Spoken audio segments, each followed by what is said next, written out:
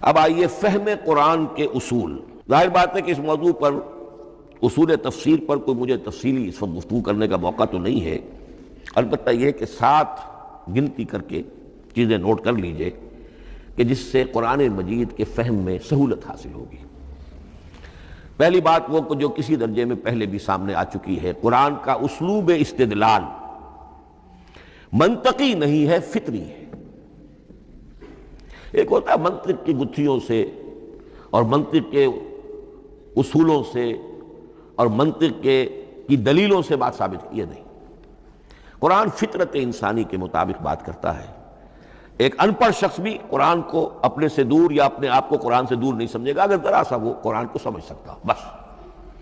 لیکن یہ ہے کہ قرآن مجید کا جو اسلوب ہے وہ تو یہ کہ منطقی نہیں ہے، فطری ہے، یا اس میں اگر ایک لفظ کا اضافہ کیا جائے خطابی ہے. خطابی کیا ہوتا ہے؟ جو میں کل عرض کر چکا ہوں، خطبے کی ایک شان ہوتی ہے، وہ دلیل کے ساتھ ساتھ جذبات سے بھی اپیل کرتا ہے، اور اس میں آپ کو ایک اپنے باطن میں جھانکنے کی دعوت دی جاتی ہے. تم ذرا اپنے باطن میں جھانک کر دیکھو. بعض آیات ایسی ہیں، بڑی پیاری آیات ہیں، افی اللہ شک فاطر السماوات والارض. بس کیا اللہ کی ہستی میں بھی کوئی شک ہو سکتا ہے جو آسمان اور زمین کا پیدا کرنے والا ہے؟ غور کرو، سوچو. یہ صرف آپ کے دروں بینی، آپ کو اپنے اندر جھانکنے کی دعوت ہے. اسی طرح اَإِنَّكُمْ لَتَشْهَدُونَ أَنَّ مَعَ اللَّهِ آلِهَةً أُخْرَىٰ. کیا واقعتاً تم اس کی گواہی دیتے ہو کہ اللہ کے ساتھ کوئی اور بھی الہ ہے؟ یہ گویا کہ کسی کے آنکھوں میں آنکھیں ڈال کر پیئرسنگ آئیز کے ساتھ کسی سے سوال کرنا، کیا واقعی؟ اور اس مندر حقیقت کون سی ہے پس منظر میں؟ یہ بنائے ہوئے ڈھکوسلے ہیں، ان پر خود تمہارا دل مطمئن نہیں ہے. تم کہتے تو ہو یہ ہمارا عقیدہ ہے اور یہ ہماری بات ہے اور یہ ہمارا موروثی عقیدہ ہے، ھذا ما وجدنا علیہ آباءنا، ہم نے آباء، لیکن واقعتاً غور تو کرو، کیا واقعی تم گواہی دیتے ہو کہ اللہ کے سوا کوئی اور الہ بھی موجود ہیں؟ اس کو آپ کہیں گے خطابی انداز. نمبر 2، قرآن حکیم میں 2 طرح کی آیات ہیں، محکمات اور متشابہات. یہ سورہ آل عمران کے شروع میں یہ بہت اہم مضمون جو ہے وہ آ گیا ہے. هو الذی انزل علیک الکتاب منہ آیات محکمات ہن ام الکتاب واخر متشابہات. آل عمران آیت نمبر 7. اب یہ جو متشابہات ہیں یہ کون سی ہیں اور محکمات ہیں وہ کون سی ہیں، اس کو ذہن میں رکھیے. نمبر 1، محکم قطعی. تمام جتنی بھی آیات احکام ہیں وہ محکم ہیں. یہ کرو، یہ نہ کرو، یہ جائز، یہ حرام. آیات احکام محکم، اسی ایک مادے سے لفظ بنا ہے، یہ محکم بھی اور احکام حکم. البتہ عالم غیب کی ساری خبریں متشابہات میں سے. عالم غیب ہو، عالم ارواح ہو، عالم برزخ ہو، عالم آخرت ہو، ان کے تمام حقائق یہ متشابہات میں سے. ان کو ہم حقیقتاً سمجھ نہیں سکتے، ہمارا تجربہ ہی نہیں، ہمارا کوئی مشاہدہ ہی نہیں.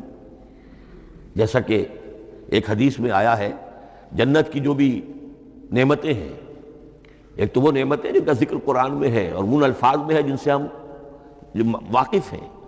اب ان میں تو یہ ہے کہ حور و قصور اور پھل اور یہ اور دودھ اور شہد اور وغیرہ وغیرہ وغیرہ، وہ چیزیں ہم جانتے ہیں. تو وہ بھی حق ہے، ایسے ہی ہوں گی، اتوب ہی متشابہہ. لیکن یہ صرف نزل ہے، یہ تو ابتدائی مہمان نوازی ہے. نزل من غفور الرحیم. جو اصل ضیافت ہونی ہے اہل جنت کی، اس کے بارے میں فرمایا وہ نعمتیں ملیں گی، ما لا عین رات ولا اذن سمعت وما خطر علی قلب بشر.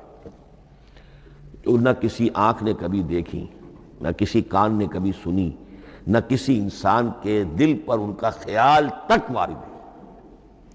انہیں ہم کیا سمجھیں گے؟ تو عالم برزخ، عالم آخرہ، عالم غیب، عالم ارواح، ان کی تمام چیزوں کو ہم آیات متشابہات میں سے سمجھیں گے. البتہ یہ جو سائنٹیفک فینومینا والی باتیں ہیں مادی علوم کی، ان میں یہ ہے کہ متشابہ اور محکم ہونے کا معاملہ بدلتا چلا جا رہا ہے. جب تک وہ ہمارا سائنسی علم وہاں تک نہیں پہنچا تھا وہ آیت ابھی متشابہ تھی، سمجھ میں نہیں آ رہی تھی. لیکن اب جب کہ وہ بات وہاں پہنچ گئی اور کھل گئی بات، اب معلوم ہوا کل فی فلک یسبحون، اب یہ آیت محکمات میں آ گئی، اب یہ وہ بات نہیں رہی کہ جس کا صحیح مفہوم سمجھنا ہمارے لیے مشکل ہو۔ تیسری بات، تفسیر اور تعویل میں کیا فرق ہے؟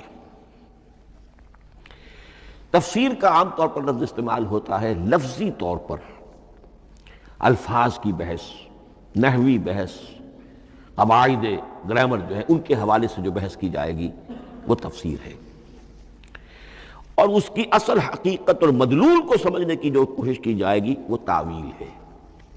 تو یہ دو الفاظ جو ہیں یہ مختلف ہوں گے، تفسیر اور تعویل۔